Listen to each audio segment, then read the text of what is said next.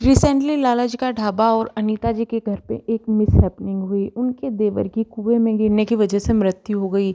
उनके देवर का भी अपना एक यूट्यूब चैनल है, बसंती व्लॉग्स।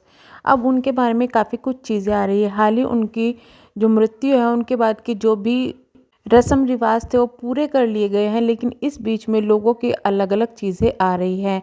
अब जब बसंती जी के हस्बैंड की डेथ हुई थी, उस वक्त में लाला जी और उनकी पत्नी मुंबई गए हुए थे किसी शो के सिलसिले में। तो मृत्यु के बाद भी वहाँ नहीं आए, यानी कि अपने भाई की मृत्यु के बाद भी लाला जी वहाँ नहीं आए। इसके बाद उन्हें काफ़ी ज़्यादा हेट मिल रहा था। अपने शो को ख़त्म करने के बाद जब वो आए तो लोग बोल रहे थे कि आपका अब आने का क्या फ़ायदा है। इसके बाद में एक दो बार वो बसंती जी के व्लॉग में दिखे, खुद भी वहाँ जाते हुए दिखे, लेकिन फिर उनके घर ज़्यादा नहीं दिखे। इस पर लोगों ने अपनी खुद की अटकलें बना ली कि वो जाते ही नहीं हैं तो दिखेंगे कैसे, इस तरीके की।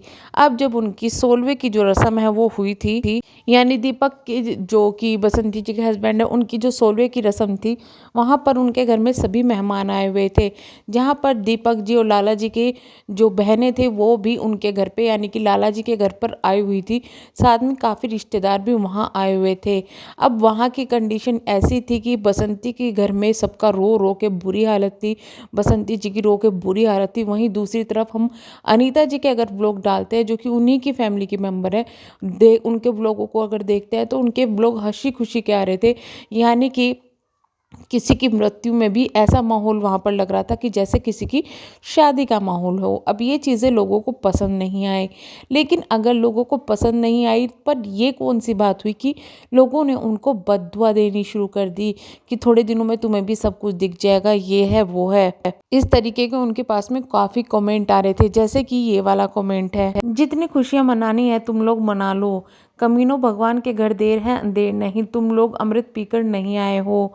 हम तुम लोग किसी की मौत पर इतना खुश हो रहे हो, ऊपर वाला भगवान सब देख रहा है, भगवान की लाठी में आवाज़ नहीं होती, जल्द ही तुमको इसका फल मिलेगा। मतलब चलिए ठीक है, अगर आपको किसी की विचारधारा समझ में नहीं आ रही है, पसंद नहीं आ रही है, तो आप उसको देखना छोड़ सकते हैं, लेकिन आपको देखना भी है और फिर उनको बद्दुआ भी देनी है। चलिए, हमने भी ये कहा था कि भाई जो उस वक्त में जो माहौल था, उसके हिसाब से इनके घर का माहौल मुझे कुछ ठीक नहीं लगा, जिस तरीके की चीज़ें हो रही थी वो ठीक नहीं लगा। लेकिन लाला जी को इसके बाद जितना हेट मिला है, यानी कि वो अपनी भाई की मौत पे नहीं आए, उसके बाद भी उनको हिट मिलता रहा, वो लोग कुछ नहीं बोले। और उसके बाद अब जब ये चीज़ें हो रही है, वो कुछ भी रिप्लाई नहीं दे रहे हैं, कुछ भी नहीं बोल रहे हैं। बट इसका मतलब ये नहीं है कि आप अपनी लिमिट ही क्रॉस कर दो, जो आपके मन में आए वो बोलो। जो चीज़ें सोशल मीडिया पे होती हैं उनका बोलने का उन पर हक हो जाता है। हक क्या हो जाता है, मतलब सोशल मीडिया पे जो दिख रहे हैं लोग उनके बारे में बात ज़रूर करेंगे, लेकिन क्या इतनी लिमिटेशन तक बात करने के ऊपर वाले की लाठी में आवाज़ नहीं होती और तुम्हें जल्दी ऐसा समय आएगा। मतलब आप कहना क्या चाहते हो? आप ये कहना चाहते हो कि उनके ऊपर भी ये चीज़ बीते जिससे कि वो चुप चुप रहें? आप उनको रोता देखना चाहते हो? ये तो गलत बात है। मतलब आप किसी से अगर सहमत नहीं है तो आप उन्हें छोड़ दे भाई, मत देखें। लेकिन आपको देखने भी हैं, फिर आपको वो बुरे भी लगते हैं, फिर आपको उनको बैड कमेंट भी करने होते हैं। अगर फिर रिप्लाई ना दे, फिर आपको उनको बद्दुआएँ भी देनी होती है। तो ये चीज़ें समझ में नहीं आ रही। माना कि वो सोशल मीडिया पर है, पर वो एक पब्लिक प्रॉपर्टी नहीं बन जाती कि किसी का जो मुँह आए वो बोल के चल देगा। ऐसा नहीं होता। मतलब एक लिमिट में बोलना चाहिए इंसान को, कि ऐसा नहीं कि कुछ भी बोल दे, पता ही नहीं किसी को क्या चीज़ कब बुरी लग जाए और उस पर किस तरीके से रिएक्ट कर दे।